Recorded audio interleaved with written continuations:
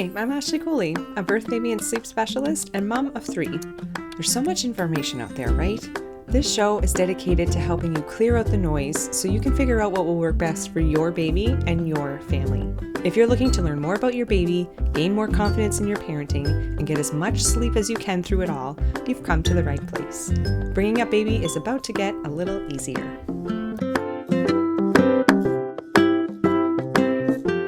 Hey everybody, this is Ashley Cooley. Welcome back to the Bringing Up Baby podcast.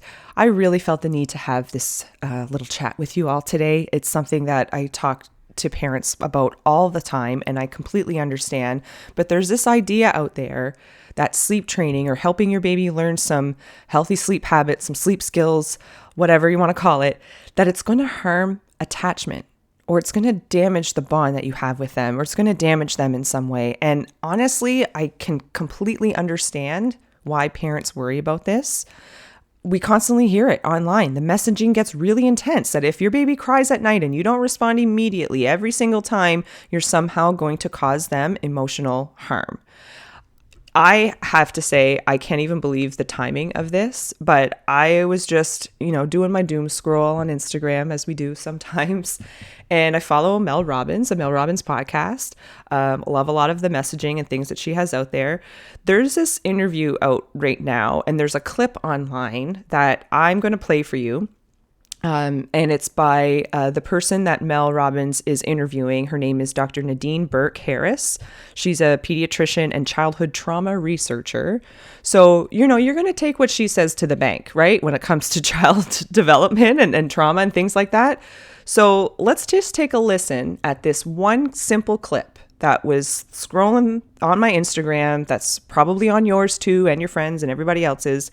But this is a clear example of the kind of information that we're getting and how we're able to deduce that sleep training is maybe harmful, which, by the way, it's not. That's the whole point of this episode. But let's just take a listen to this and we'll break it down.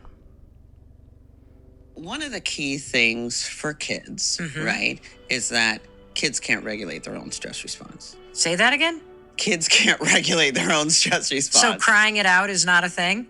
Kids require an adult, right, to help them regulate their stress response. They require a safe, stable, and nurturing relationships. They particularly require a well-regulated adult, right, to be able to help them biologically calm their bodies down. My husband and I have 4 kids, right? So when something scary or stressful happens with one of our boys, what's the first thing that we do? We grab our kids, we bring them in, right? And we say, "You're okay."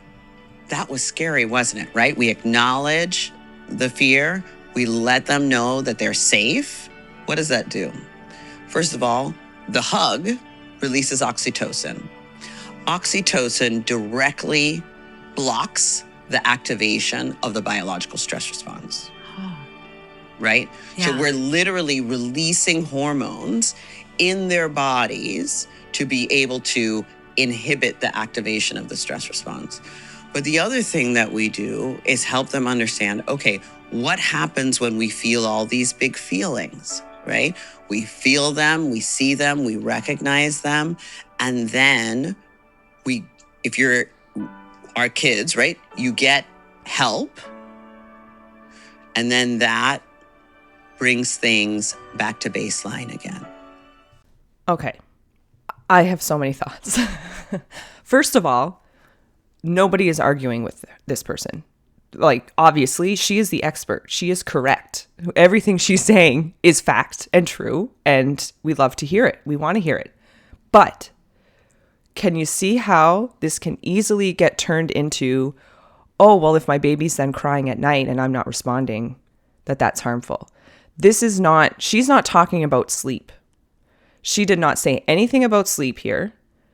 And I know she's talking about, her kids, no matter how old they are, right? If they're upset, yes, we want them to have their feelings. We want to respond. We want to help them. We want to support them. Absolutely.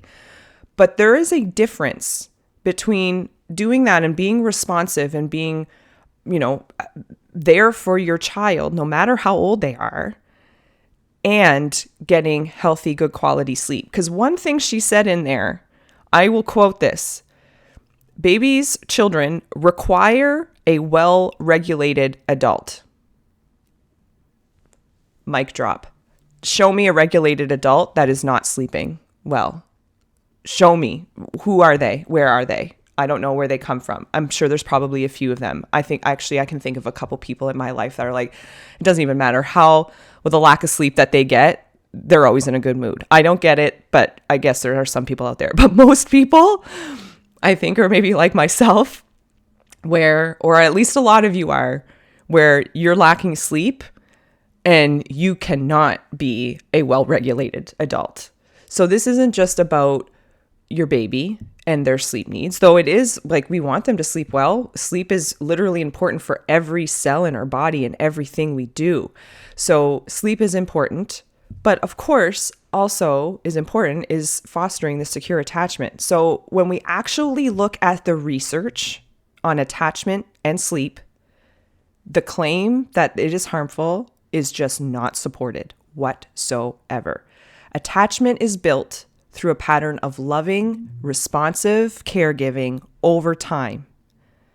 It's the big picture of the relationship that matters. It's not the one night or the few nights that you're maybe not being as responsive or responding in a different way, but your baby's crying to tell you that they notice something is different. They're not sure what's going on. You're trying to support them through that. These are different things. Not one parenting decision, not one difficult night. Or maybe sometimes it's more than one difficult night, but you know what I'm saying? This is over time. This is the big picture. So there have actually been some long-term studies looking at families who use behavioral sleep intervention. So this is your cry it out, your check-in methods, the camping out, sitting in the room. There's all kinds of different approaches here, from maybe some more direct ones to more supportive approaches of teaching sleep skills, okay? AKA sleep training. Research has found no differences in attachment and emotional health, behavior, or the parent-child relationship even years later.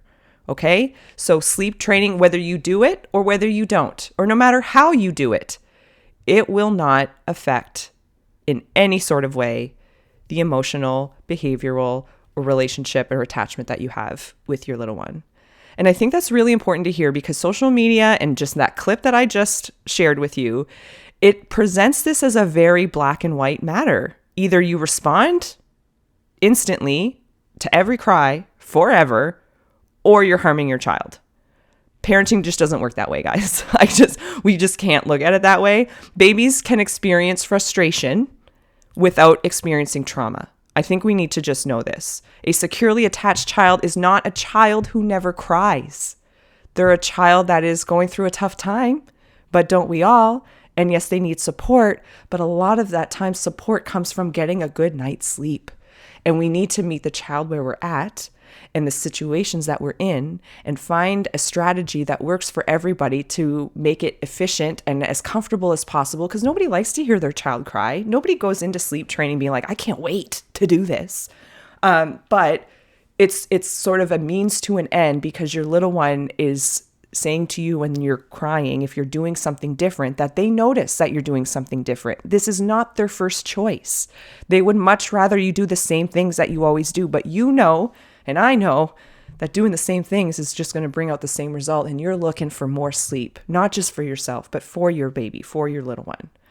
So again, secure attachment means that your child sees you as a safe, predictable, loving, and emotionally available overall. And sleep training itself is also not just one thing. It's an umbrella term. As I was saying earlier, there's many different ways that families approach sleep and sleep training. Some families use gradual methods with lots of support and presence over time, while others choose more independent, direct approaches. Some do no formal sleep training at all. It doesn't matter. It's what works for you and your little one in your situation. And will this help you get to be the well-regulated adult, right? So that you can continue to foster that secure attachment day in and day out, because you're feeling rested and you're feeling good. Okay. Parental well-being matters too. And I got to say, that's probably the number one reason that I do what I do. Yes, we want the babies to sleep. Yes, we want them to be able to grow and meet their milestones and thrive and all the things. But parental well-being matters. That, in fact, that's the one thing that your baby, that your child needs to be a well-rounded, functioning adult in the future. They need a happy and healthy parent. They need a well-regulated parent and a parent who sleeps, because that is a well-regulated, happy, and healthy parent. So when parents are severely sleep deprived, it affects their mental health, their relationships, patience, coping. The whole family dynamic is affected. Supporting better sleep can actually improve family functioning and help parents show up more consistently and calmly during the day. So at the end of the day, attachment, please remember this. It's built on the everyday moments, the cuddles, the feeding, the play, the comfort, the repair, and the hard moments during the daytime, right? The consistency, the love, not whether you used a sleep training method when your baby was 6 months old. That is not going to affect this whatsoever. You need sleep, and so does your little one. So I don't want you to feel bad about thinking about sleep training or doing it, or that you have done it, because you're actually doing something really good and important for your family. And if you're not doing it, that's okay too. But you may not be as interested in this particular episode. But I really just wanted to get through to everyone that this is a really common worry and a concern. And I completely understand why. We just listened to one little clip of one episode, and I didn't even listen to the full podcast episode yet, so I don't even know what else they touched on. I can't wait to dive into it, but I just had to share that because it's in those moments of us scrolling through TikTok, Instagram, whatever, and you see something like that and you hear that and you're just like, and you were thinking about sleep training next week and you're just like, oh shit, we're not doing that anymore because I don't want my baby to feel this way. I want to make sure that, like, we're trying to be perfect and we're trying to do all the things, but that's not realistic parenting. It's not realistic at all. Sometimes it really boils down to, we all just need to get a bit better sleep so that we can be well-regulated people during the day. And therefore we are going to even be better parents, and we are going to foster that attachment more so than we ever could before, because we actually have the energy to do so. Not that you need energy to love your baby, but I hope you pick up what I'm putting down here, guys. So that's it for today. If you have any questions, you know I love chatting about sleep and all things parenting. So please feel free to reach out anytime to ashley@birthbabysleep.ca, or check us out online, birthbabysleep.ca, for other classes, supports, and resources. Have a good one, guys. See you back here next time. If you're looking for more information or support along your parenting journey, check out birthbabysleep.ca. That's where you're going to find prenatal classes, postpartum and new baby resources, and sleep support during the childhood years. Lastly, but certainly not least, if you got something out of this episode or our show in general, leaving a rating or a quick review goes a really long way to helping others find us. So please consider leaving one. That's all for now. I'm Ashley Cooley, and we'll see you back here next time.